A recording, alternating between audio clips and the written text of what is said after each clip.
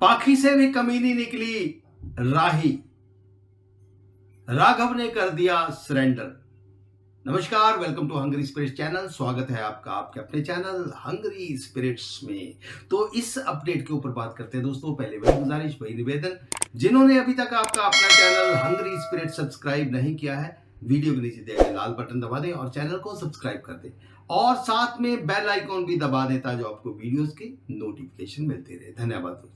तो दोस्तों, आपको बताया कि किस तरीके से राघव ने ईशानी को तो खैर बचा लिया और ईशानी बाद में घर आती है। घर में अनुपमा पहले पहुंच चुकी होती है। सब बवाल मचा हुआ होता है कि भाई ईशानी को कैसे बचाया जाए। इतने में देखते हैं कि ईशानी आ गई है।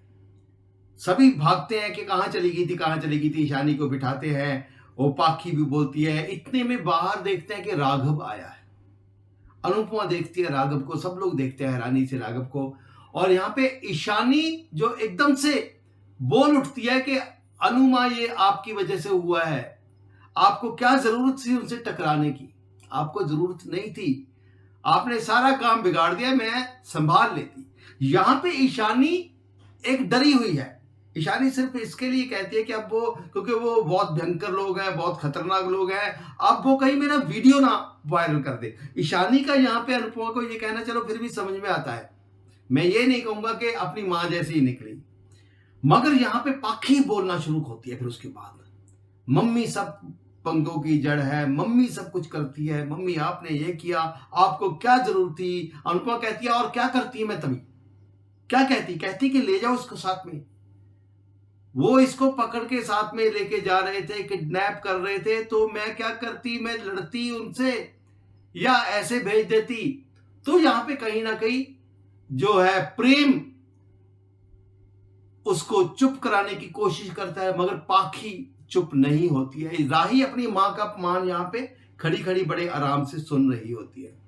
तो यहां पे राघव बीच में बोलता है कि इन्होंने जो किया सही किया, इनको ऐसा ही करना चाहिए था। इन्होंने तो देखा जाए तो ईशानी की जान बचाई है, सही मां का फर्ज निभाया है। तो पाखी जो है उसके ऊपर भी चढ़ जाती है कि आपको क्या जरूरत थी। देखो कितनी एहसान फरामोश, जिसने उसकी बेटी की जान बचाई है, अपनी जान पे खेल के उसको कहती है आपने जान बचाई तो बहुत बड़ा उपकार कर दिया, अब आप जाओ। इसका मतलब ये नहीं कि आपको हमारे घर के मामलों में दखल देने का जो है हक हासिल हो गया। यहाँ पे प्रेम थोड़ा सेंसिटिव आदमी है। प्रेम उसको डांटता है कि तुम्हारी बेटी की जान बचाई है, कुछ तो हुई, कुछ तो लिहाज करो। तो राघव यहाँ पे कहता है कि रहने दीजिए, जो अपनी मां का लिहाज नहीं कर सकती वो मेरा लिहाज क्या करेगी। भैया यहाँ पे सपोर्ट करने के बजाय राही भड़क पड़ती है और कहती है कि आप तो चुप रहो, आपको तुमको बोलने को किसने कहा है? तुम्हारा वो करतूत तुम्हारी मैं अभी तक भूल ही नहीं हूं, तुमको तो सजा मिलनी चाहिए, तुम तो अपराधी हो। ये वो ये नहीं कहती कि भाई मेरी मां का अपमान हो रहा है इसके लिए उसने बीच में बोला, मेरी ही मां के लिए अभी वो बोल रहा है। मगर राही को तो अच्छा लग रहा था कि मां मेरी अपमान सहने के लायक ही है, उसका अपमान और ज्यादा होना चाहिए, चाहे पाखी करे चाहे कुछ करे। वैसे भी उसने शाह परिवार को तो अभी अपना मायका बता दिया है। तो यहां पे भड़क जाती है और बार बार ऐसे चिल्लाने लगती है, अरे कोई पुलिस बुलाओ, पुलिस बुलाओ, पुलिस को नहीं बुलाती। राघव यहाँ के कहता है कि मैंने जो आपके साथ किया मैं उसकी 1000 बार माफी मांग चुका हूं। पूरी बात बताता है कि गलत फहमी में हुआ था, मैंने जानबूझ के नहीं किया। मुझे कहा गया था कि पंखड़ी है वहां पे, अंधेरे में मैंने आपको पंखड़ी समझ के आपका मुंह दबाया था खाली, और बाकी सब कैसे एक्सीडेंटली हुआ था वो बताता है। फिर वो चिल्लाती है पुलिस पकड़ाओ इस आदमी को, मुजरिम को पकड़ाते क्यों नहीं। तो राघव फिर उसके भी ऊपर चिल्लाता है। वो कहता है कि कोई जरूरत नहीं पुलिस बुलाने की, मैं खुद सरेंडर करने जा रहा हूं, जो मैंने किया मैं भुगतूंगा, मगर मैं जेल के अंदर रह के भी जिन्होंने मेरे साथ किया उनको नहीं छोड़ूंगा, उनको जेल के अंदर करवा के ही मानूंगा, क्योंकि वो राही के सगे वाले हैं।